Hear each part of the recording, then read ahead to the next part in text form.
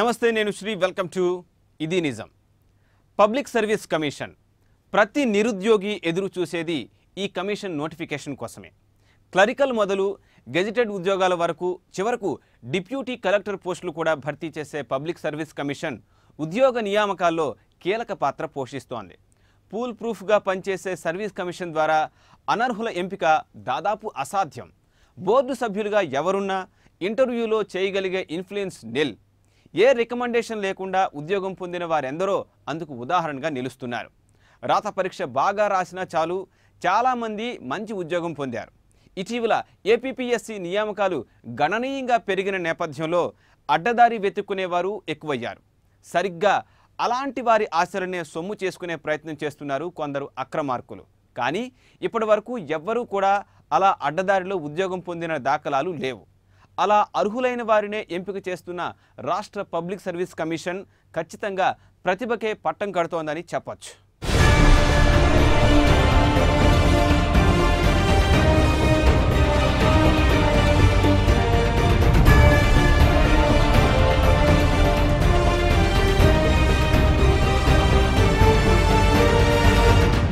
రాష్ట్రంలో ఇటీవల కొలువుల జాతర జోరుగా సాగుతోంది వివిధ శాఖల్లో ఖాళీగా ఉన్న పోస్టుల గురించి భర్తీ చేస్తున్నారు వరుసగా నోటిఫికేషన్లు వెలువడుతున్నాయి అదే స్థాయిలో రాత పరీక్షలు ఇంటర్వ్యూలు జరుగుతున్నాయి ఫలితాలు వెల్లడవుతున్నాయి గ్రూప్ 2A వరకు ఇంటర్వ్యూ లేకుండా అభ్యర్థులను ఎంపిక చేయడం అవినీతికి తావు లేకుండా చేస్తోంది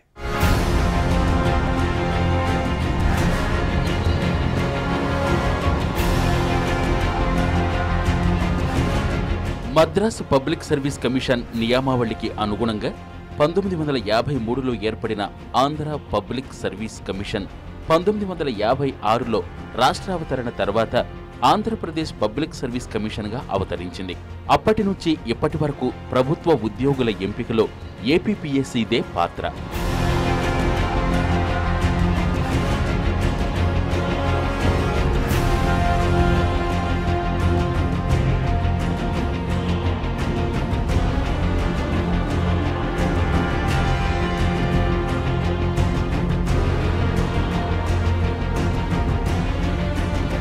నేరుగా ఉద్యోగాల భర్తీతో పాటు డిపార్ట్మెంట్ల పరీక్షలు పదోన్నతుల పరీక్షల నిర్వహణ బాధ్యత కూడా సర్వీస్ కమిషన్దే జ్యుడిషియల్ మ్యాటర్స్తో పాటు ఉద్యోగులకు హై డెసిగ్నేటెడ్ కేడర్ ఖరారులో కూడా సర్వీస్ కమిషన్ది కీలక బాధ్యత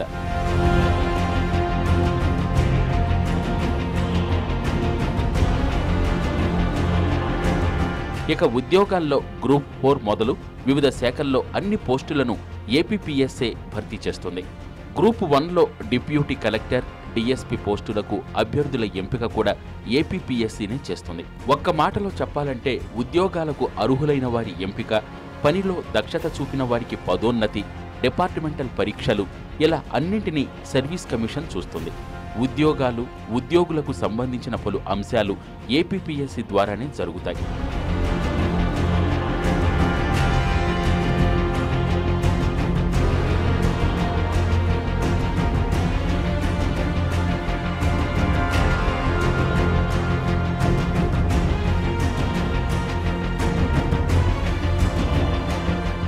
రాష్ట్ర పబ్లిక్ సర్వీస్ కమిషన్కు ప్రస్తుతం రిటైర్డ్ ఐఏఎస్ అధికారి చిత్తరంజన్ బిస్వాల్ చైర్మన్గా వ్యవహరిస్తున్నారు మరో 6 సభ్యులుగా ఉన్నారు సభ్యుల పదవీకాలం 6 ఏళ్లు కేవలం విద్యావేత్తలనే సభ్యులుగా ఎంపిక చేయాల్సి ఉన్న రాజకీయ నిరుద్యోగులకు ఇక్కడ స్థానం కల్పించటం వైఎస్ సీఎంగా ఉన్నప్పుడు ఆరంభమైంది ఇదే విషయాన్ని తెలుగుదేశం గవర్నర్కు నివేదించింది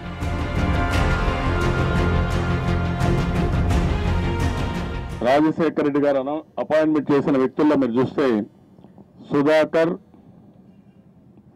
దునుకునాల సన్ ఆఫ్ రామయ్య ఇతను నల్గొండ ఇతన్ని సర్వీస్ కమిషన్ మెంబర్ వేశారు సర్వీస్ కమిషన్ మెంబర్ ఎవరిని సెలెక్ట్ చేస్తారంటే డిప్యూటీ కలెక్టర్స్ని కమర్షియల్ ట్యాక్స్ ఆఫీసర్స్ని అందరినీ సెలెక్ట్ చేస్తారు గ్రూప్ 1 సర్వీస్ ఆఫీసర్స్ అందరినీ రిక్రూట్ చేస్తారు అలాంటి వ్యక్తిని ఇతని బయోడేటా చూస్తే ఇతను ఇచ్చిన దాంట్లో profession government service rendered government service for 35 years retired as deputy tahsildar on 31/3/2008 deputy తహసీల్దారుగా పనిచేసిన వ్యక్తిని సర్వీస్ కమిషన్ మెంబర్గా వేసి ఈయన గ్రూప్ 1 సర్వీస్ ఆఫీసర్ సెలెక్ట్ చేశారు.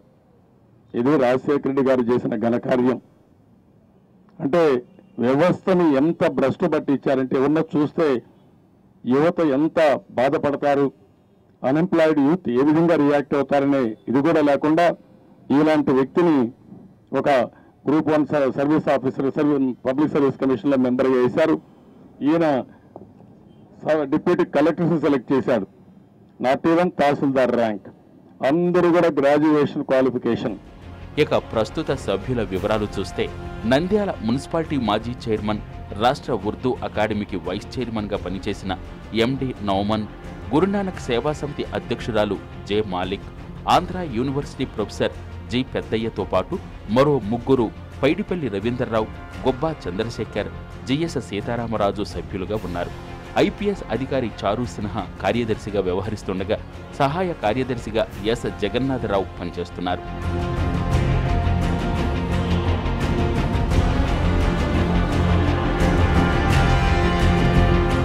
సభ్యుల్లో మాలిక్ మినహా మిగతా వారంతా కాంగ్రెస్ నాయకులు లేదా కార్యకర్తలని విమర్శలు వినిపిస్తున్నాయి. మరో 3 సామాజిక సేవా రంగానికి చెందిన వారని చెబుతున్నా రాజకీయాలతో సంబంధం ఉన్నవారే అని చెబుతున్నారు. సర్వీస్ కమిషన్ ప్రస్తుత సభ్యులంతా వైఎస్ సీఎంగా ఉన్నప్పుడు నియమితులైన వారే కావడం విశేషం. వీరిలో ఇటీవలే సీతారామరాజుపై వివాదాలు తలెత్తాయి, ఆరోపణలు వెల్లువెత్తాయి. దీంతో సర్వీస్ కమిషన్ పనితీరు చర్చనీయాంశమైంది. అయితే ఇంత జరిగినా ఎక్కడా అనర్హులను ఎంపిక చేసిన దాఖలాలు లేకపోవటం ప్రభుత్వ చిత్తశుద్ధికి నిదర్శనంగా నిలుస్తోందని విశ్లేషకులు చెబుతున్నారు.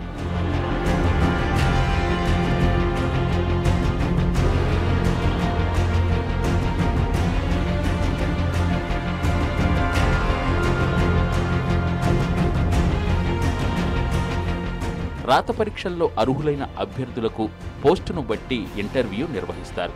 ఆ ఇంటర్వ్యూ నిర్వహించేందుకు ప్రత్యేకంగా బోర్డులు ఏర్పాటు చేస్తారు. అందులో సర్వీస్ కమిషన్ సభ్యుడితో పాటు సబ్జెక్ట్ ఎక్స్పర్ట్స్కు స్థానం కల్పిస్తారు. అయితే ఏ అభ్యర్థి ఏ బోర్డు ముందు హాజరవుతారన్న విషయం చివరి నిమిషం వరకు తెలియదు. అంత పూల్ ప్రూఫ్గా ఉంటుంది వ్యవస్థ. అదే విషయాన్ని సర్వీస్ కమిషన్ గుర్తు చేస్తోంది. That the Public Service Commission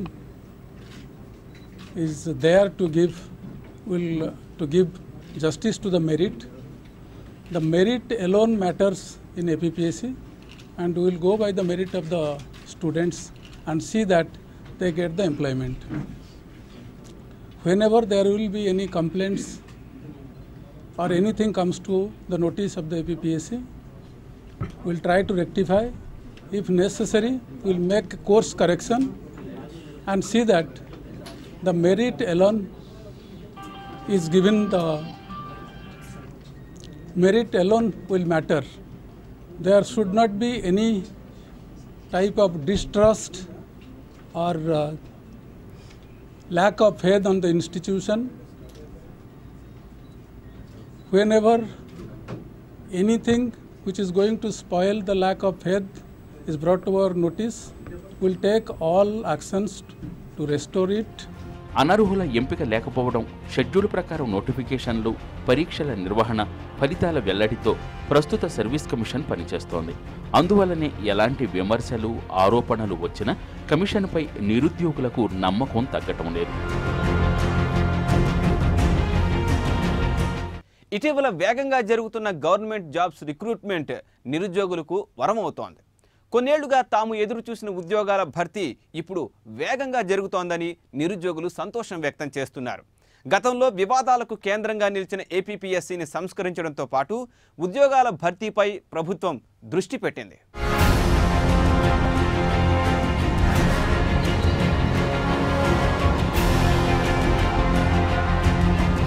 రాష్ట్రంలో ఇటీవల కొత్త పథకాలతో పాటు కొలువుల జాతర కూడా జోరెత్తుకుంది. కొన్నేళ్ల తర్వాత వరుసగా జరుగుతున్న రిక్రూట్మెంట్లు నిరుద్యోగులకు కొండంత అండలా నిలుస్తున్నాయి. ఏళ్ల తరబడి ఎదురు చూసిన క్షణం రావడంతో వారంతా సీరియస్గా ప్రిపేర్ అవుతున్నారు. ఎలాగైనా జాబ్ సంపాదించాలన్న తపనతో కష్టపడుతున్నారు.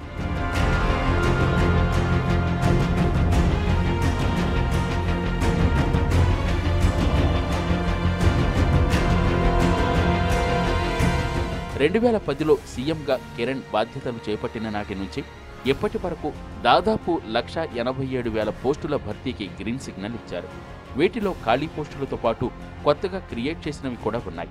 కేవలం 2.5 ఏళ్లలో ఇంత స్థాయిలో ఉపాధి కల్పన కానీ ఉద్యోగాల భర్తీ కానీ గతంలో ఎన్నడూ జరగలేదని రికార్డులు చెబుతున్నాయి.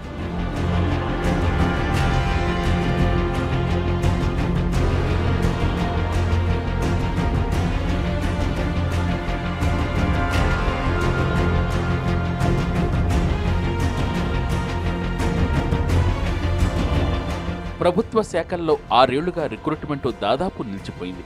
అత్యవసర సర్వీసులైన టీచర్లు, పోలీసులు, కొన్ని చోట్ల వైద్యుల నియామకం మినహా మిగతా శాఖల్లో రిక్రూట్మెంట్ జరగలేదు. 1998 నుంచి 2000 వరకు 1,92,000 పోస్టుల భర్తీ చేపడితే ఆ తర్వాత 4 ఏళ్లలో కేవలం 1,50,000 పోస్టులు మాత్రమే రిక్రూట్మెంట్ జరిగింది. ఆ తర్వాత ప్రభుత్వ ఉద్యోగాల్లో నియామకం దాదాపు నిలిచిపోయింది.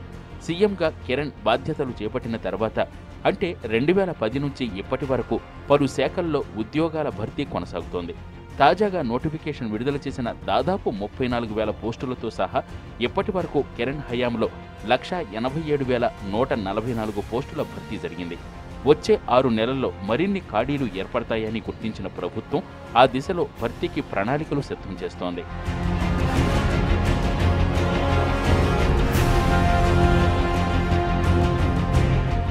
సర్వీస్ కమిషన్ తాజాగా విడుదల చేసిన నోటిఫికేషన్ నిరుద్యోగులకు వరంలా నిలవనుంది. వీలైనంత త్వరగా ఈ నియామక ప్రక్రియ పూర్తి చేయాలని నిరుద్యోగులు కోరుతున్నారు.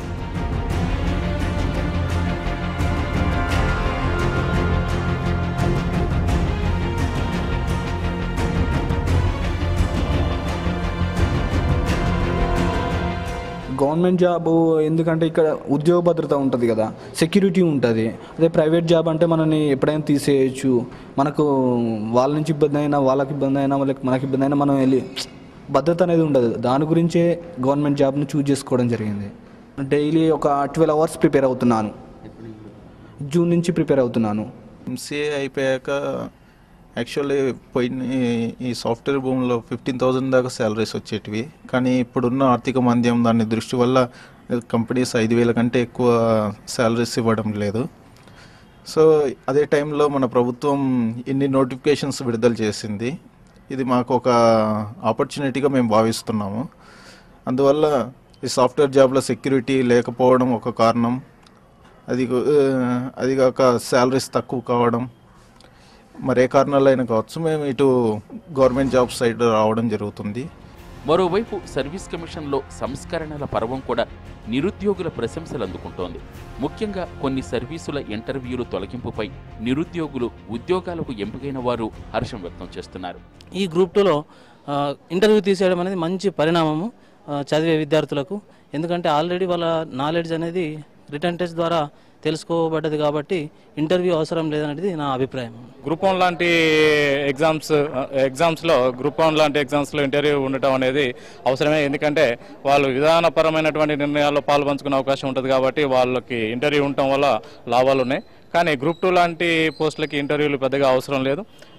అదేవిధంగా ఇప్పుడు గ్రూప్ 1, గ్రూప్ 2 విలీనానికి సంబంధించి కూడా ఈరోజు కొంత ఇన్ఫర్మేషన్ ఇచ్చినట్టు మనం న్యూస్ పేపర్లో చూసాం. అది కూడా చాలా హర్షదాయకం. ఏ విధంగా అంటే గ్రూప్ 2 పోస్టులన్నింటినీ గ్రూప్ 1లో కలపడం వల్ల ఎంతోమంది గ్రామీణ అభ్యర్థులు నష్టపోయేటటువంటి అవకాశం ఉంది. గ్రూప్ 2లో ఇంటర్వ్యూ తీయడం వల్ల నిరుద్యోగులకు ఒక ఎఫ్పిఎస్ మీద నమ్మకం వస్తుందండి. ఎందుకంటే బాగా చదివితే, కష్టపడి బాగా చదివితే ఖచ్చితంగా ఉద్యోగం వస్తుందన్న నమ్మకము నిరుద్యోగులలో ఏర్పడ్డది. రాజకీయ పునరావాస కేంద్రంగా ఏపీపీఎస్సీ మారిందన్న విమర్శలకు ధీటుగా సమాధానమిస్తూ ఎక్కడా అవినీతికి తావు లేకుండా జాబ్స్ రిక్రూట్ చేస్తున్న ప్రభుత్వం తన చిత్తశుద్ధి నిరూపించుకుంటోంది.